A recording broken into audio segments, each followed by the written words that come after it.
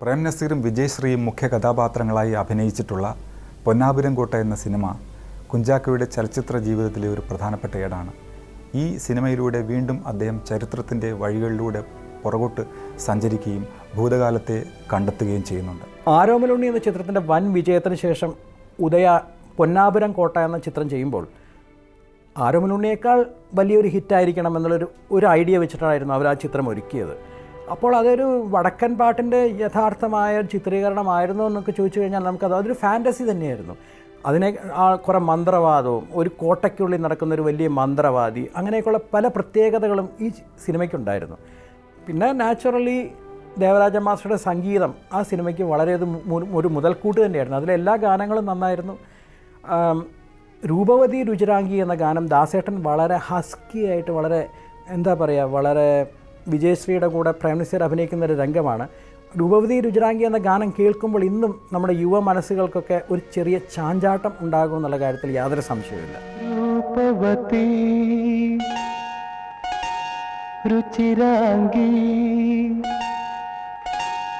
രോമാഞ്ചം ചൂടി വരൂ, മോഹവതി മധുരാംഗി മാറിലെ ചൂടു തരൂ.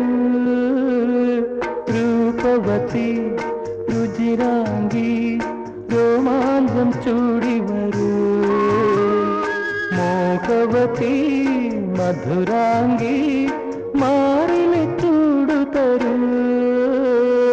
രൂപവതി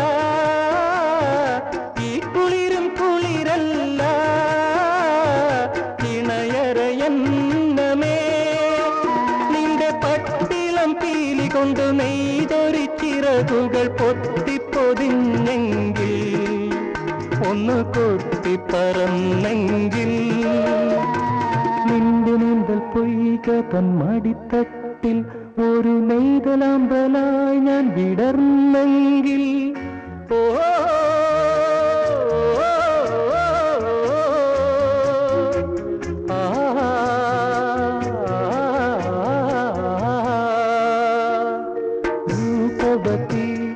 രുചിരാംഗി രോമാഞ്ചം ചൂടി വരൂ, മോഹവതി മധുരാംഗി മാറിലെ ചൂടു തരൂ. രൂപവതി ഒരു കാമുകിയുമായി പങ്കിടുന്ന പ്രണയവികാരങ്ങൾക്ക് അപ്പുറത്തേക്ക് കടന്നുചേരുന്ന ഇതിൻ്റെ ചിത്രീകരണ രീതിയിൽ വിജയശ്രീയുടെ ഗ്ലാമറിന് തന്നെയാണ് ഇതിൻ്റെ സംവിധായകൻ ഊന്നൽ കൊടുത്തിട്ടുള്ളതെന്ന് പറയേണ്ടി വരും. അത് നാച്ചുറലി ആ കാലത്ത് വിജയശ്രീ എന്ന അഭിനേത്രിയുടെ അഭിനയത്തേക്കാൾ കൂടുതൽ അവരുടെ ഗ്ലാമർ ചൂഷണം ചെയ്യുക എന്നുള്ളതായിരുന്നു സംവിധായകരുടെ രീതി. ഈ ഗാനരംഗത്തും നമുക്കത് കുറച്ച് കാണുന്നു എന്ന് തന്നെ പറയേണ്ടി വരും. ഈ മഞ്ഞും മഞ്ഞല്ല, ഈ അമൃതും അമൃതല്ല, ഇണയരയെന്നമേ. ഈ മഞ്ഞും മഞ്ഞല്ല, ഈ അമൃതും അമൃതല്ല, ഇണയരയെന്നമേ.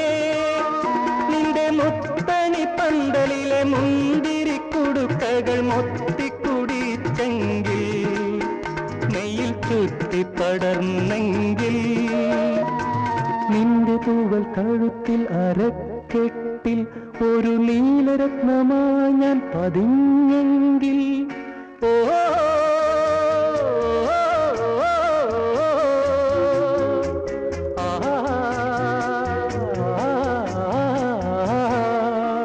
ശാരംഗപാണിയുടെ കഥയിൽ കുഞ്ചാക്കോ സംവിധാനം ചെയ്ത സിനിമയാണ് ചീനവല.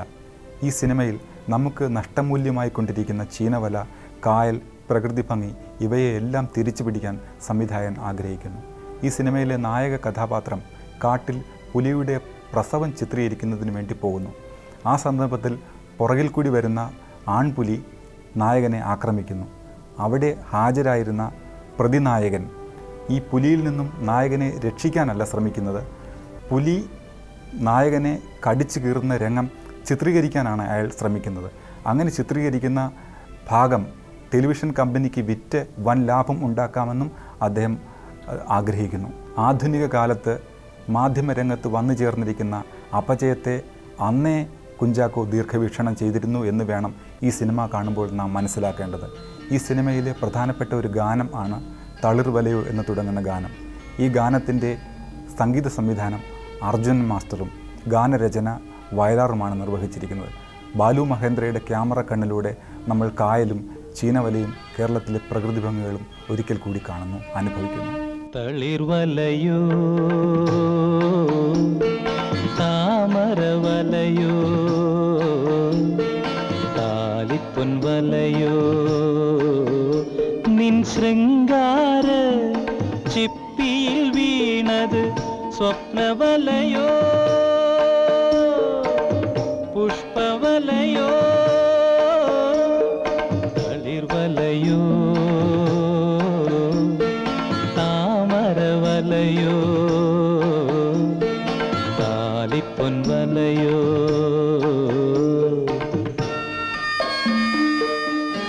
വയലാറിൻ്റെ വരികളിലെ വശ്യത നമ്മൾ മലയാളികൾ ഏറെ അനുഭവിച്ചറിഞ്ഞവരാണ്. ചീനവല എന്ന ചിത്രത്തിലെ തളിർവലയോ എന്ന ഗാനം എഴുതിയപ്പോൾ അദ്ദേഹം വളരെ ഭംഗിയായി വലകളുടെ പ്രയോഗം നടത്തിയിരുന്നു. എന്താ ഉദാഹരണമാണ് സ്വപ്നവലയോ പുഷ്പവലയോ എന്നൊക്കെയുള്ള പ്രയോഗം. വേമ്പനാട്ടുകായൽ കരയിൽ വെയിൽ പിറാവു ചിറകുണക്കും ചീനവലക്കരികിൽ അരികിൽ അരികിൽ ചീനവലക്കരികിൽ ആടിവാ അണിഞ്ഞുവാ പെണ്ണാടെ നാളെ ആരിയങ്കാവിൽ നമ്മുടെ താലികെട്ട് 1000 പൂപ്പാലികയിലെ സിന്ദൂരം ചൂടി വരാം പോയി വരാം പോയി വരാം. തളിർവലയോ താമരവലയോ താലിപ്പൊൻവലയോ